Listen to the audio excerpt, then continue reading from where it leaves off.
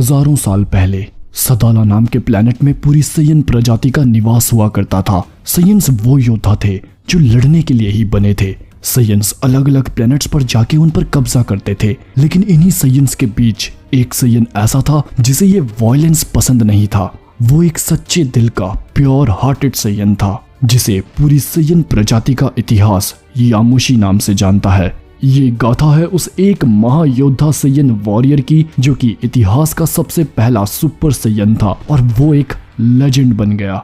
Hello दोस्तों, मैं हूं नेगस और आज हम बात करने वाले हैं यामुशी the first super Sayan legend के बारे में। आपने ये कहानी पहले भी सुनी होगी, लेकिन इस वीडियो में हम कुछ और नए एस्पेक्ट्स के बारे में बात करेंगे जिन्हें कभी डिस्कस नहीं किया गया। हजारों साल पहले यामुशी को लगा कि सयंस जो भी बुरा कर रहे हैं वो एक पाप है। यामुशी ने ठान ली कि वो इविल सयंस का साथ नहीं देगा, लेकिन ये इविल सयंस बहुत ज्यादा थे और यामुशी अकेला इनका सामना नहीं कर सकता था। तो यामुशी निकल पड़ा और भी प्योर हार्टेड सयंस की खोज में, इस उम्मीद में कि कोई ना कोई और सयंस भी ऐसे होंगे जो बुराई का साथ नहीं देना चाहते। और यामुशी इसमें कामयाब भी हुआ। उसे और 5 सयन साथी ऐसे मिल गए जिनका दिल पूरा साफ था, लेकिन इविल सयंस को ये बात जरा भी मंजूर नहीं थी। अगर आपको पता हो तो नॉर्मली सयंस के दिल में कोई फीलिंग्स नहीं होती, कोई इमोशंस नहीं होते। और फिर एक घमासान युद्ध छिड़ गया इन अच्छे सयंस और इविल सयंस के बीच। बुरे सयंस ने इजीली यामुशी और उसके दोस्तों को आउटनंबर कर दिया और इसी बीच वो हुआ जिसने इतिहास रच दिया। यामुशी सुपर सयन में ट्रांसफॉर्म हो गया। उसने कई सयंस को हराया और कईयों को मारा भी, लेकिन पूरे प्लेनेट के सयंस को अकेला यामुशी सुपर सयन फॉर्म में भी हरा नहीं पा रहा था। और ऐसे में यामुशी के साथियों ने वही किया जो हर एक सच्चा दोस्त करता है। उन्होंने यामुशी के साथ अपनी ताकत शेयर कर दी। उन्हें नहीं पता था कि वो लोग क्या कर रहे हैं, बस आखिरी मोमेंट में उन्हें लगा कि हमें यामुशी को अपनी ताकत देनी होगी, तभी एक उम्मीद है उनके बचने की। गोकू और वेजिटा ने भी आखिरी वक्त में ट्रंक्स को अपनी ताकत दी थी मासू के खिलाफ। वेजिटा ने भी टूर्नामेंट ऑफ पावर में एलिमिनेट होते होते गोकू को अपनी रिमेनिंग एनर्जी शेयर की थी। उसी तरह इन 5 सयंस ने मिलकर अपनी ताकत यामुशी को दी, सिर्फ इस इरादे के साथ कि दुनिया में शांति होनी चाहिए। इस सच्चे दिल की इस पवित्र भावना में बह के इन 5 सयंस ने जब यामुशी के साथ अपनी एनर्जी शेयर की एज अ लास्ट ऑप्शन, तो कुछ ऐसा हुआ जिसकी उम्मीद किसी को भी नहीं थी।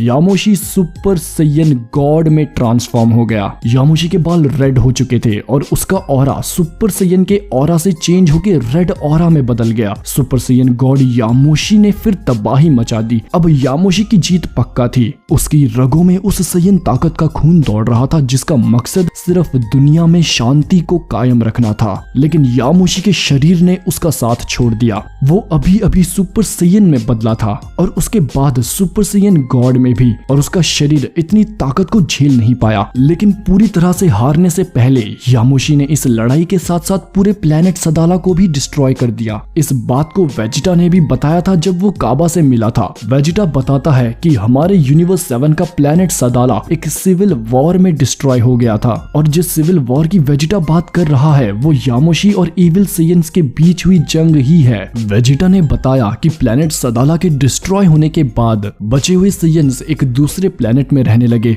जिसका नाम वेजिटा रखा गया। यामुशी की जो झलक हमने बैटल ऑफ गॉड्स मूवी में देखी थी वो वेजिटा से काफी सिमिलर है, और शेनरॉन ने बताया था कि यामुशी की स्पिरिट आज भी एक ट्रू सुपर सयन गॉड की ताकत लिए एक सेवियर को ढूंढ रही है। और जब गोकू, वेजिटा और बाकी सयंस ने ये सेम रिचुअल फॉलो किया तो हम सब ने देखा था कि यामुशी की स्पिरिट वहां पर मौजूद थी जिसने गोकू को अपनी ताकत दी थी। वो यामुशी की ही स्पिरिट थी जो बीरस के सपने में आई थी। यामुशी की स्पिरिट ने ही बीरस को डायरेक्शन दी एक सुपर सयन गॉड तक पहुंचने की। लेकिन मेरा सबसे बड़ा सवाल ये है कि क्या गोकू ही वो सेवियर सयन है जिसे यामुशी ढूंढ रहा था? क्या वो सयन गोकू ही है जिसकी तलाश बीरस को थी? क्योंकि सुपर सयन गॉड के लिए बीरस के सामने जो भविष्यवाणी हुई थी उसमें बताया गया था कि कोई ऐसा योद्धा बीरस के सामने आएगा जिसे कभी ना देखा गया हो, एक ऐसा अल्टीमेट वॉरियर जो कभी सामने ना आया हो। लेकिन शायद से इस भविष्यवाणी में गोकू का जिक्र नहीं था, क्योंकि गोकू के कारनामे विस के पास अच्छे से स्टोर्ड थे। गोकू को तो सबसे ज्यादा बार दिखाया गया है है तो वो कौन सा अल्टीमेट वॉरियर है, वो कौन सा सैयन योद्धा है जो कि लेजेंडरी है, वो कौन है जिसे कभी ना देखा गया हो, जो अभी तक कहीं अंधेरे में छिपा था। मेरे ख्याल से दोस्तों ब्रॉली असल में वो सैयन है जिसकी तलाश एक्चुअल में बीरस को थी।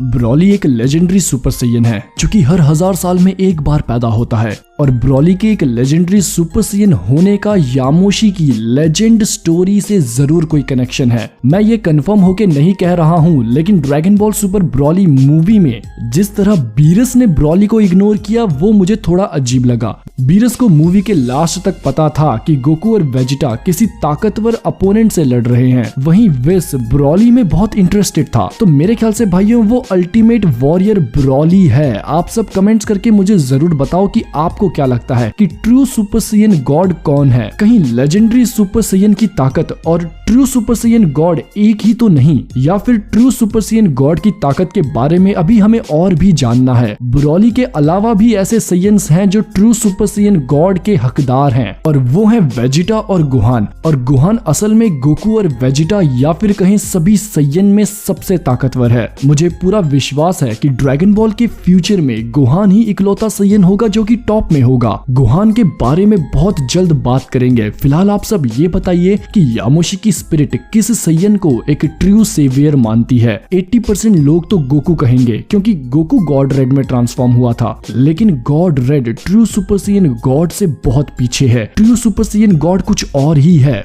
जब टूर्नामेंट ऑफ पावर में हमें नहीं पता था कि गोकू की नई ताकत क्या होने वाली है, हमें अल्ट्रा इंस्टेंट के बारे में नहीं पता था, हम सबको ये लिमिट ब्रेकर का पोस्टर दिखाया गया था और सारे फैंस यही सोच रहे थे कि ये ट्रू सुपर सैयन गॉड की ही ताकत है। लेकिन जब से अल्ट्रा इंस्टिंक्ट सामने आया हम सब तो ट्रू सुपर सैयन गॉड की ताकत के बारे में भूल ही चुके हैं। ड्रैगन बॉल सुपर की कहानी ही ट्रू सुपर सैयन गॉड की तलाश से हुई थी। तो आप सब गोकू के अलावा बताइए कि वो अल्टीमेट वॉरियर कौन हो सकता है। क्या वो अल्टीमेट गुहान है, या फिर लेजेंडरी सुपर सैयन ब्रॉली, या फिर सैयन प्रिंस वेजिटा। ये वीडियो अच्छा लगा हो तो प्लीज लाइक करें और अगर आप नए हैं तो सब्सक्राइब जरूर करना यार। हम यामोशी के बारे में और भी डीप फैक्ट्स वाली थ्योरीज के बारे में जल्द ही डिस्कस करने वाले हैं, तो नोटिफिकेशन बेल की घंटी को ऑन रखना। मेरा नेक्स्ट वीडियो बहुत जल्द आएगा। आपका निगरान आपको मिलेगा नेक्स्ट वीडियो में। तब तक के लिए खुदा हाफिज़, सादर प्रणाम।